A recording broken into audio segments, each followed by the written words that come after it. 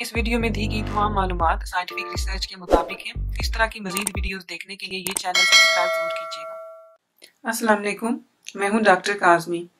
Pregnancy کے دوران خارش لگنا ایک سکن کا بہت ہی کامن مسئلہ ہے، اور بعض اوقات یہ خارش اتنی شدید ہو جاتی ہے کہ عورتیں کافی اس سے تنگ پڑتی ہیں۔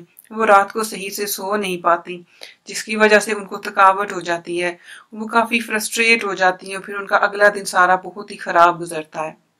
پریگنینسی میں جو سکن پہ خارش ہوتی ہے، اس کی کئی وجوہات ہیں۔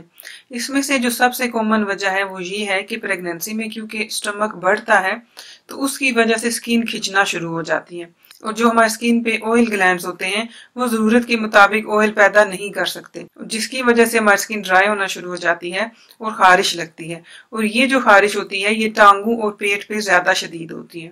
اس کے علاوہ پریگنینسی میں جو ہارمونز لیولز ہوتے ہیں وہ کافی چینج ہوتے ہیں، اور ان ہارمونز کی چینجز کی وجہ سے بھی خارش ہوتی ہے۔ اسپیشلی وہ عورتیں جن کو ایگزما ہوتا ہے، ان کی ایگزما کی کنڈیشن پریگنینسی میں کافی خراب ہو جاتی ہے۔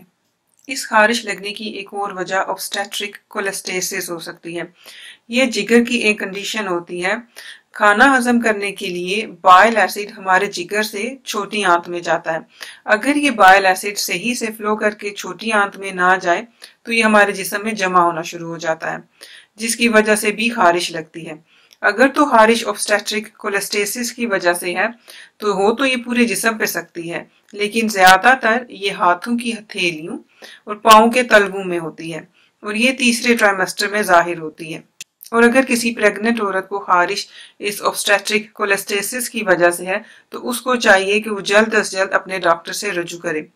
اس کنڈیشن کا کوئی علاج تو نہیں ہے، لیکن بچے کی پیدائش کے کچھ ہی دنوں کے بعد یہ خارش خود ہی ختم ہو جاتی ہے۔